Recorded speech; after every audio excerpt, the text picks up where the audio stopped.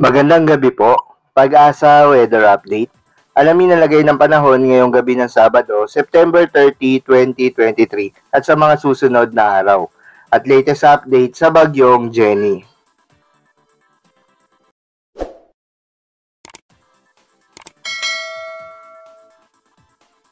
Update muna tayo sa binabantayan natin na si Bagyong Jenny ngayong araw ng Sabado, September 30, 2023. Itong si Jenny ay may international name na Koino. Ito ay isang Japanese word na ibig sabihin ay papi o di kaya tuta sa Tagalog.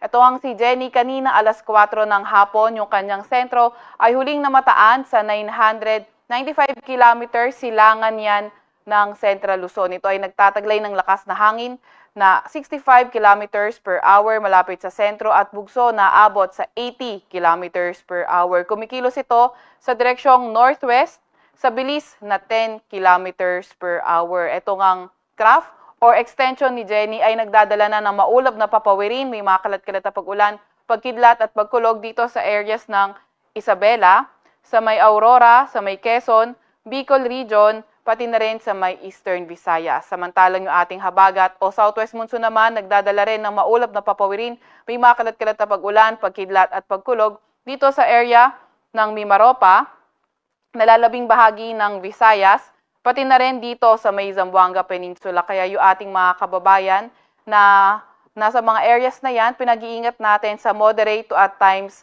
heavy rains, lalo na sa mga inuulan ng mga nakaraang araw pa.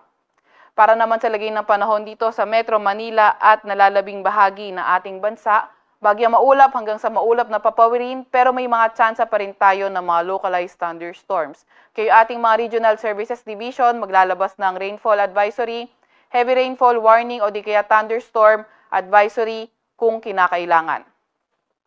Ito naman yung latest track nitong si Bagyong Jenny. So itong area na to, na yellow-orange area, ito yung may malalakas na hangin, at least 39 kilometers per hour na lakas ng hangin, and itong enclosed area na ito yung tinatawag nating area of probability o di kaya cone of probability. So anywhere within this area pwedeng pumatak or mapunta yung sentro nitong si Jenny.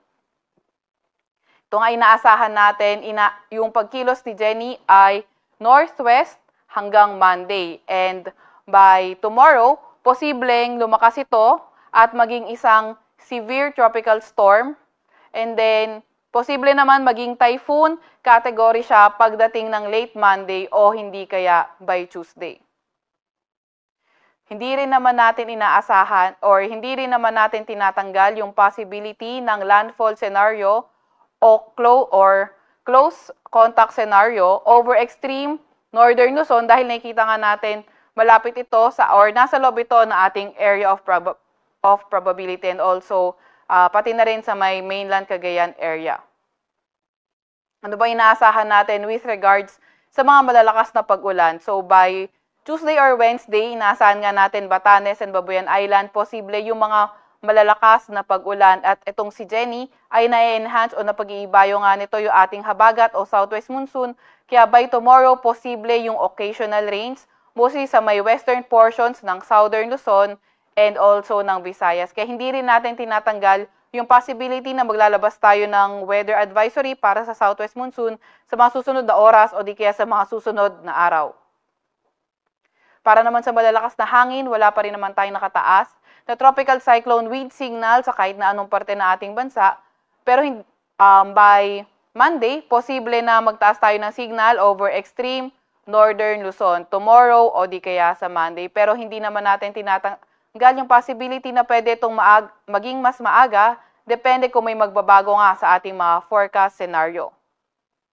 And also, na-enhance nga nitong si Jenny yung ating habagat, kaya for tomorrow, asahan natin yung mga pabugso-bugsong malalakas na hangin sa may Palawan, Romblon, malaking bahagi ng Visayas at Dinagat Island. On Monday naman, malaking bahagi ng Mimaropa at Visayas, pati na rin sa may Dinagat Islands.